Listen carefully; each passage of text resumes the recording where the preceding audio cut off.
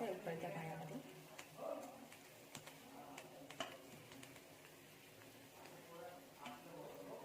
सोबत कोथिंबीर पण त्याच्यावर टाकायची आहे आणि एक उकळी काढून घ्यायची आहे. आणखी 5 मिनिटं त्या उकळीमध्ये शिजवून घ्यायचं आहे. आणखी अगदी 1 ते 2 मिनिटं चांगलं हे करून उकळी आणायची आणि गॅस बंद करायचा आहे. कांद्याला टाकलं थोडं, मीठ टाकायचं आहे गरम थोडं.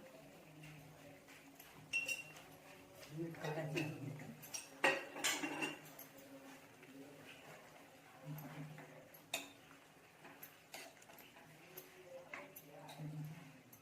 थोडं बारीक शिजू आता ते.